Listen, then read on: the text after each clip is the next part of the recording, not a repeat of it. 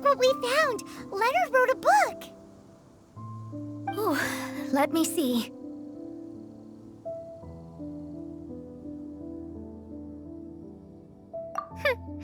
I could have predicted as much. Your average astrologist would definitely give up at this point. But I am Mona, progenitor of the future of astrology. Nothing can stand in my way. I simply need to deduce the missing portions with my astrolabe, write them in, and then decipher the text. Finished at last. So what does it say? Just as I thought. Leonard was an adventurer who lived 2,000 years ago. His lifelong dream was to reach the summit of a mountain called Pylos Peak. 2,000 years? So the constellation that caused the meteorites is from 2,000 years ago?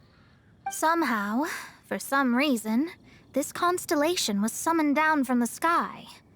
I suspect that the Fatui have something to do with that part. Paimon thinks so too.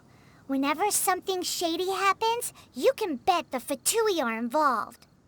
The meteorites harbor elemental energy, which radiates out and lulls people to sleep by some means akin to hypnosis.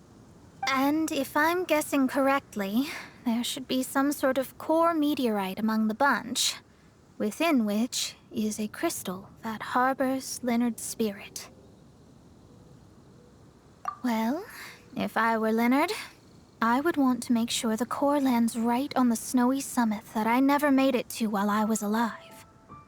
So the core should be at the top of Pylos Peak? Where is that? Paimon's never heard of it before. It's the first I'd heard of it too, so I compared the map from the book against the current topography of Mondstadt. Apparently, Pylos Peak no longer exists. Are you trying to say that the tallest mountain Paimon's never heard of just disappeared?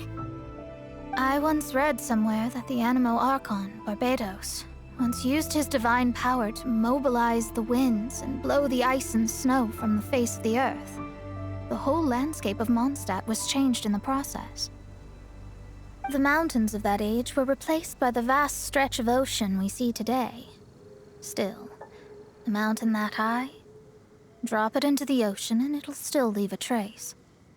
The summit still reaches just above the water's surface, so the place known as Pylos Peak in Leonard's day is today known as Musk Reef.